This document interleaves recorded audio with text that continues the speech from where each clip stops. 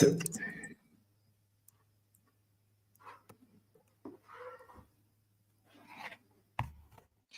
hello and a warm welcome to Federal's special program, Capital Beat. Prime Minister Narendra Modi today became India's second longest serving premier in consecutive terms, completing 4,078 straight days in office, surpassing Indira Gandhi's uninterrupted tenure between 1964 and 1977, and is only behind the country's first PM, Jawaharlal Nehru, and there is a tweet by BJP for India, and that tweet surprised everyone. Now, look at this tweet. What does it say? A historic milestone for Prime Minister Narendra Modi on 25th July 2025. PM Modi will complete 4,078 consecutive days in office, officially becoming the second longest serving Prime Minister in India's history, surpassing Indira Gandhi, 4,077 days from 1966 to 1977. This marks a single uninterrupted tenure as Prime Minister, a rare and remarkable achievement in Indian democracy. But this is just one milestone in PM Modi's nearly 24-year journey as a head of a democratically elected government at the state and central level. Now look at the next page of this tweet. It's a long tweet. Go to the second part. Here are what it shows.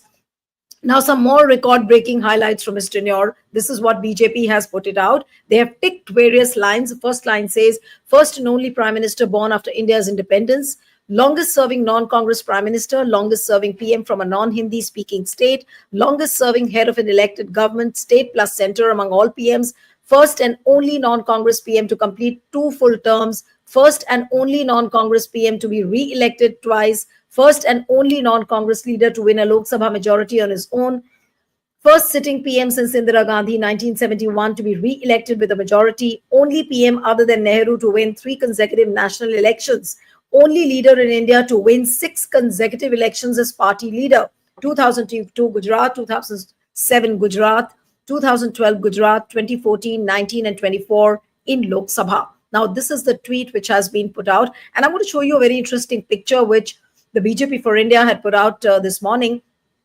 See this picture, how revealing it is. PM Modi overtakes Indira Gandhi, obviously with the 2 pictures, Indira Gandhi clocking 4,077 days and Prime Minister Modi clocking 4,078 days. Now, the question we are asking is that do we verify the success of a Prime Minister in terms of the number of days he has ruled, or there are other benchmarks, say, for example, on the benchmarks of foreign policy, social welfare, the treatment of minorities. So has Prime Minister Narendra Modi really surpassed Indira Gandhi in real terms, or is it just a propaganda? Joining me this evening is a very special guest, veteran author, journalist, and someone who's been the advisor to former Prime Minister VP Singh. Prem Shankar Jha joins us this evening. He's in Italy and he has joined us from there. Thank you so much, Mr. Jha, for joining. And my first question, what were your thoughts when you saw this picture of Prime Minister Narendra Modi and Indira Gandhi being compared in terms of the number of days they have clocked in power? Yes. well, there's a picture and there are words. The picture of Modi is about 3 times the size if you take volume as Indira Gandhi. Whereas in reality, if you ask almost any political analyst or any historian, he will tell you Indira Gandhi was 3 times the size of Mr. Narendra Modi in terms of achievements. So I think that the picture doesn't do him any justice. Mr. Modi deserves to be treated with greater respect than that, and they should have had the sense to make them at least the same size, or maybe a minute fraction of an inch difference between the 2 of them, but they didn't do that. So that is, I think, it reflects a great deal about the kind of the subservience and the lack of genuine analysis or analytical capability inside the BJP's propaganda machine. That's the first thing that struck me. You asked me something else also. Yes. No. Yeah. So now my next question to you, of course, is that you've commented on the picture which was put out by BJP for India. But why do you think this need arose for BJP. Now, Prime Minister is in the middle of his abroad trip. He went to Britain, then he went to Maldives, and in the middle of this foreign trip came out this tweet all of a sudden. Why do you think BJP really needed that? Well, I think the timing is significant, as precisely as you mentioned it, because it's you make this kind of a comparison only between the living and the dead, or between two great leaders of the past. Modi is not a great leader of the past; he's the present prime minister. So this, if you just read it as you read it out, and as I read it when it came out, it's like sort of an ode to somebody who's departing. It's a sort of a memorial speech. This is all that what you have done. Does that really? My first thought was: is this a way of suggesting to Mr. Modi that his time? He himself had said that that leader should retire at the age of 75, and he's going to be 75 in a month or a bit more than that. That maybe it's time for you to go. Is this in fact an in memoriam in advance to Mr. Modi's prime ministership? That was the first thought that came to me. Then the second thought that came to me is that if there's one human being, let alone prime minister or president of a country, who will never give up power voluntarily, it is Mr. Modi. If you want to see how determined he is to hold on to power at any cost, whatever, you have to see the way that he handled the political situation after the Ahmedabad riots and virtually forced the Election Commission via, I think, the BJP in Delhi to advance the Gujarat elections from, I think it was July 2003 or May, sometime middle of 2003 to the beginning. And he was able to do that. He went all out, and this is as much as the Election Commission was prepared to give him. But this was because there was an extreme determination to win, and also an anxiety about the impact that the delayed or the full impact, which would take time to be felt, of the terrible riots in Ahmedabad and in the Gujarat in February, March 2002. So I think that it shows a tremendous determination on the part of Mr. Modi, but also the fact that this comes out, and it comes out when he's not in India, to me seems that it is a kind of a hint that you should be observing the laws you made yourself, and you should be preparing for a successor to take over from you. Now, how logical it is, and now comes the question that has Prime Minister Modi really surpassed Indira Gandhi in real terms? Or you find this just as a propaganda? Because when you say that he's bigger than Indira Gandhi, then, or rather when BJP says that now he's surpassed Indira Gandhi, then what are the benchmarks? What are the yardsticks by which BJP has arrived at this conclusion? Only by the number of days he has clocked, or are there other benchmarks? We do not know. But what is your assumption, Mr. Jha? Well, I don't have an assumption, because if there had been anything that I could think of that to add to this, that, as a reason for making this calculation, I would have put it in straight away if I had been one of his advisors. The fact that it is just, you've done so many days, you have done more than Indira Gandhi, you've achieved something that no one else has done. It is like an in memoriam. You achieved your goal. Now it is time to depart. But I've already spelled that out. So let us not go into that. When you look at the actual achievements, you find the exact opposite. Mr. Modi took over government in 2014. Yes, there was a bit of a drop in the rate of growth. The rate of growth between 2003-04 and 2011-12 had been over 8%. Industrial growth had been, actually, the two previous years before he came to power had been, in fact, leave 1 year in between. 2 of the 3 previous years had been 10 to 11%. And the number of people who were being drawn out of agriculture into industry, reducing the pressure of job seekers in the rural areas, was 4 million a year. 4 million young people were leaving the villages to come and work as, migrant workers or as permanent workers in cities. This entirely got reversed. It began to get reversed, in fairness to Mr. Modi, about a year before he came to power. But he had no clue on how to in a sense, stop this, not let alone reversing the trend and once again, making a positive trend. So when you look at the labor force participation rate in the country, which is the ratio of the number of people who have jobs against the number of people who are looking for jobs, you find that the labor force participation ratio continued to fall after 2010 and 11. When it was at 2009, 10 or 10, 11, it was 57%. And from there, it fell to 41% by 2019-20. This is a terrific drop, huge drop. Something I have a figure in a book somewhere, which I can't put to you, but it's like somewhere near about 80 million people who would have got jobs otherwise.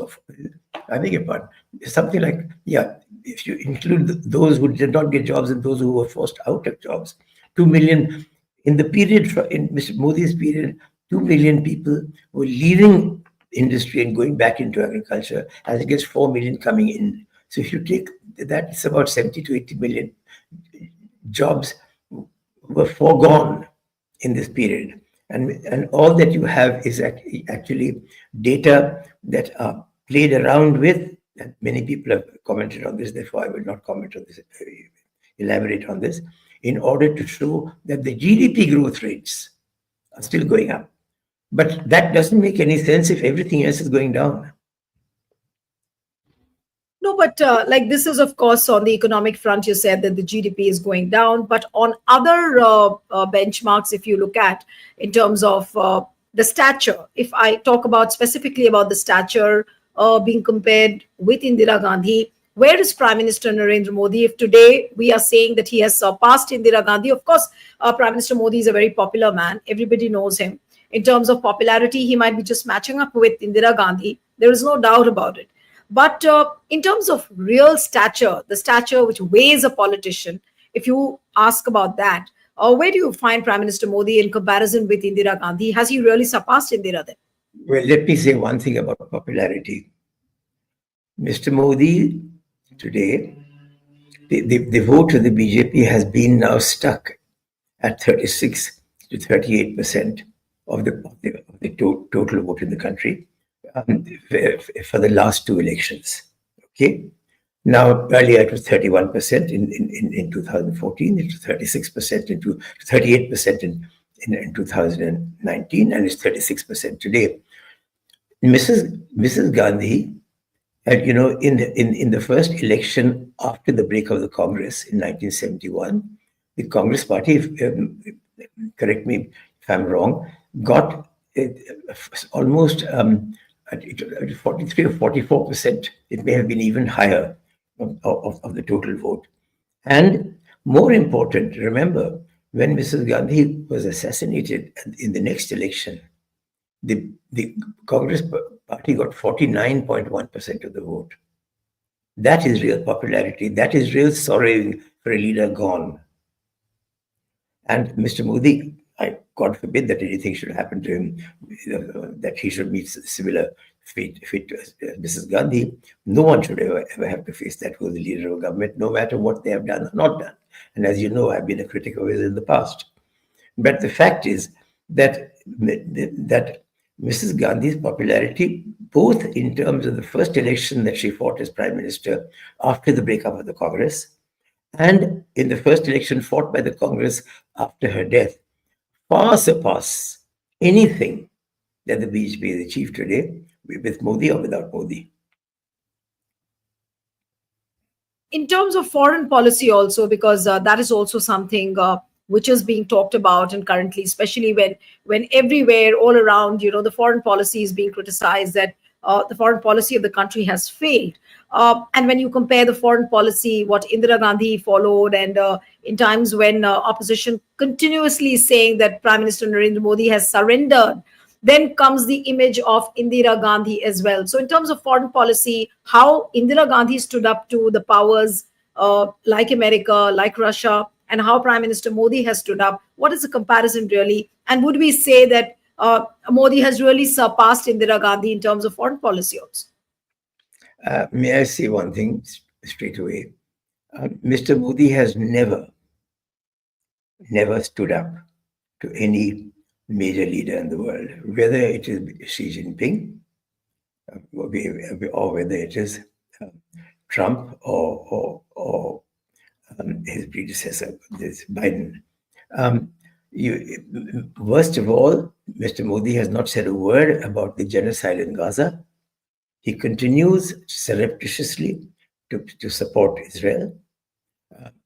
There are good reasons for that, but they are, shall we say, amoral reasons, because Israel has supplied high quality technical information to us.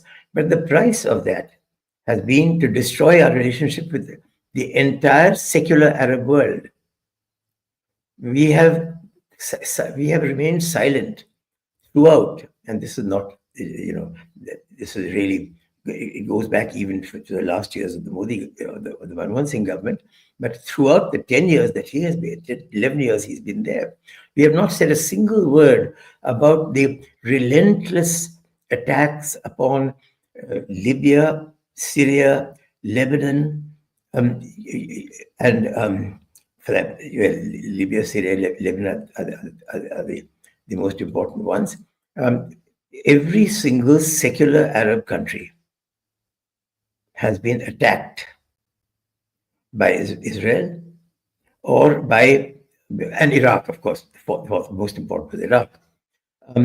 And if you look at, for example, what Scott Ritter had to say about the way that Israeli intelligence fooled him into believing that there were still hidden weapons, nuclear weapon capable nuclear material in Iraq, you will see that we never ever spoke up a single word right from 2003, but more particularly in the period of Mr. Modi being there, against anything that has been done by Israel. We have kowtowed to the Americans on the South China Sea issue, of freedom of navigation, and we have sent warships there to patrol the South China Sea, along with American and Japanese warships. We had an excellent relationship, developing a very fine developing relationship with China between 1993, when Narasimha Rao went there and formally ended the cold freeze from 1962, and particularly from the two agreements of 2005.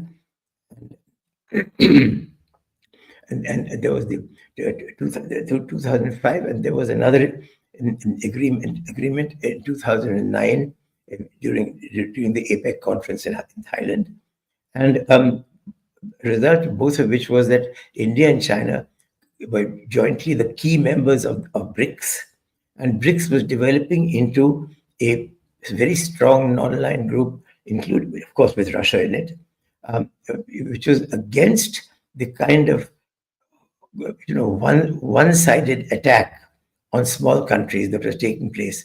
The criticism by BRICS of what was done in Syria and in Iraq is well worth reading. We had a strong moral position, and in this we were coming closer and closer to China. Let me tell you, Xi Jinping, when he came here in 2014, there was an unprecedented announcement before he came. That unprecedented announcement was made in Beijing first, and then by the Consul General of China in Bombay the next day, that Xi Jinping was coming to give investments of $500 billion over the next 6 years in India's infrastructure. and that this was publicly stated, which means that a lot of work had gone on before Mr. Yes. Modi had come in to create this. China needed to do this investment because they were going into a recession. And that was the reason why they created BRI, the Belt and Road Initiative, to give investment opportunities to the heavy industries, which there was no more scope for their investment in India, in China at all. Now, this is an unprecedented announcement, and we would have benefited enormously from it, because it was the unofficial statement was that it would be about $1 trillion over the next in 10 years. It didn't come, and we went steadily against China, making all kinds of statements, and you know. No, but also in terms of Yeah, defining moments. Yes, sir. last sentence in Doklam and so on, and the result was the Chinese became more and more alienated. The surprising thing to me is that they're not more alienated than they already were, because and I think that because they have a very long-term vision, and they believe that in the long term India and China are destined to work together, and that Modi is a passing phenomenon.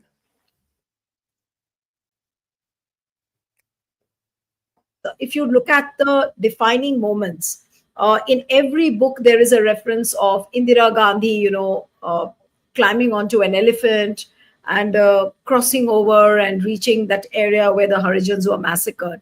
Now, if you look at those moments, has Prime Minister Modi, what do you think would be the defining moment of Prime Minister Narendra Modi? I mean, Indira Gandhi, everybody knows the defining moment was that where she went to on an elephant. But what do you think is a defining moment for Prime Minister Modi today if he has surpassed Indira Gandhi? That's what BJP is making all of us believe. Well, the only defining moment that they're able to find is that he's now been prime minister for 1 day longer than she was. The fact is that had there been anything else, it would have been in the 10 or 14 points that they have laid out. But as you see, I've got all the 10 major points here. There is no concrete statement, which is why I spent so much time. I'm sorry, Neeru, I got carried away talking about foreign affairs and economics. But the thing is, if you look at even meeting moments of crisis, no one did better than Indira Gandhi, because the key crisis moment was when Hindus were being massacred in the millions by Pakistani soldiers who called it turkey shoots in the bar in the cantonments in East Bengal in those days. They said, "Who's going out on the turkey shoot tomorrow morning?" When Mrs. Gandhi decided that she's going to destroy the unity of Pakistan and get independence for Bangladesh, that is a decision bigger than anything that Modi has taken. Modi, by contrast, has remained silent over Gaza. Absolute silence. Not a single word. Now, second thing, Mrs. Gandhi was able to do that. Second, and this actually cost us in the long run, the Mukti Bahini wanted to keep the leaders of the Pakistan army who were responsible for 10 million people being driven into India and more than 1 million people being killed in Bangladesh, who are Hindus and Muslims. Mukti Bahini, I mean, followers of sorry, who were of the Awami League. Sorry. So when in the case of in that situation, Mrs. Gandhi first decided that she will not allow this to continue. Second, when Field Marshal, then General Manekshaw, said that we can't go in July when the killing was at its maximum because of monsoons, she listened to him. And she let him decide how to do it. The result was that we completely demolished Pakistan in 18 days between the beginning of December and the 17th of December. It made them surrender. And we created Bangladesh. We enabled Bangladesh to get its independence. Modi has no comparable, remotely comparable achievement to him. A third point, look at Mrs. Gandhi's sense of principles. The Mukti Bahini wanted the leaders of the Pakistani army to be left, and the Jamaat Islami, there to be left, to be dealt with by them as war criminals. Mrs. Gandhi said, no, we cannot do that. We are two countries at war. We have to behave on the basis of the rules of war. These people have they have surrendered. They are prisoners of war. We therefore have to look after them under the rules of the Geneva Convention. So they moved the entire 93,000 out of Bangladesh and put them into encampments in India until an agreement could be reached with Bhutto, which it was Bhutto who broke afterwards. So the sense of absolute sense of principle is absolutely unique. Contrast that with the Modi government, particularly with Mr. Modi during the Ahmedabad and Gujarat riots of 2002, and you see a very great difference in the sense of principles of the Prime Minister. Yes. Mr. Shah, one last question that, there have been other prime ministers in India also. Deva Gowda, you had Indra Kumar Gujral, Lal Bahadur Shastri, not to forget. They had very short tenures, but even then they made a mark. Now, when you compare these prime ministers with Prime Minister Modi, but you seem that it seems that Prime Minister Modi is only looking up to Indira Gandhi or Jawaharlal Nehru. But there is no mention of those prime ministers ever. Lal Bahadur Shastri, I.K. Gujral, Deva Gowda. It seems that they just don't exist in the BJP book. Well, that's partly because the Congress remains the dominant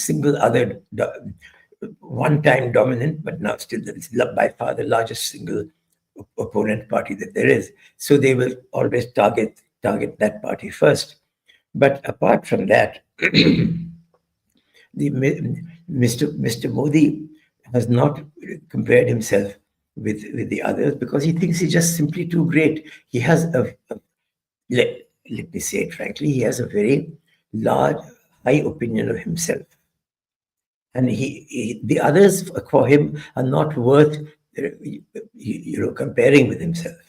And therefore, if anybody in the party were to start comparing him with Lal Bahadur Shastri, who was there for 2.5 years, and others like that, he will be in trouble.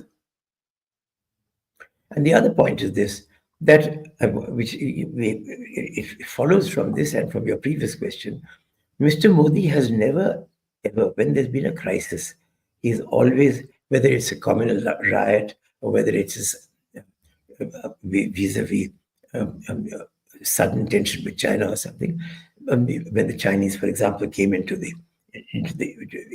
our side, as we believe it, of the line of actual control, which was actually inside their definition of the line of control.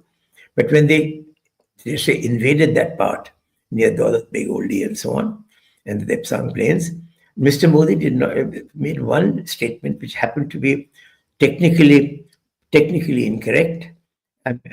Although I think the intention was to say that China does not intend to have a full-scale war with us, which he's right. But the point is, other than that, he's never made a statement on a single crisis issue, whether inside the country or outside the country. He's not he didn't. Not only did he not make a single statement on the absolute massacre, the sort of the genocide that has taken place in Gaza. There's not been one word from him. But also, he said nothing. In Manipur, he didn't even visit Manipur. There was a similar minor genocide going on there, although it was from both sides. It was civilians being picked up by the other side and being killed. Right. Not a word from him. So he avoids these issues. And anything that could lead him into a controversy, he avoids. And what you have just got is a larger and larger. It's like a balloon that you're blowing up and it's becoming larger and larger. And the question that arises, when will it burst? Right. Right. So Mr. Jha has set the record straight. BJP might have said that Prime Minister Modi has surpassed Indira Gandhi in terms of clocking the number of days in power. But if you look at the other yardsticks, how has Prime Minister Modi fared? I think one must hear Mr. Jha's interview on the Federal, and I'd request the viewers to send their feedback as well. Thank you so much, Mr. Yes, We Mr. have Jha. just one last word. One last word. Mr. Modi has always run away from crises. Mrs. Indira Gandhi ran towards crises. The Belchi example that you're given is an excellent one. She wasn't even Prime Minister. She asked the Yes, Shah Commission for permission to go there first. And she yes, first went by plane, then she went by helicopter, then she went by a truck, and then she went on the back of an elephant. But for her, those Harijans who were being massacred mattered. For Mr. Modi, individuals or even groups being killed don't matter. right. All right, sir. Thank you so much for joining on the Federal. Thank you. Thank you, Nilu.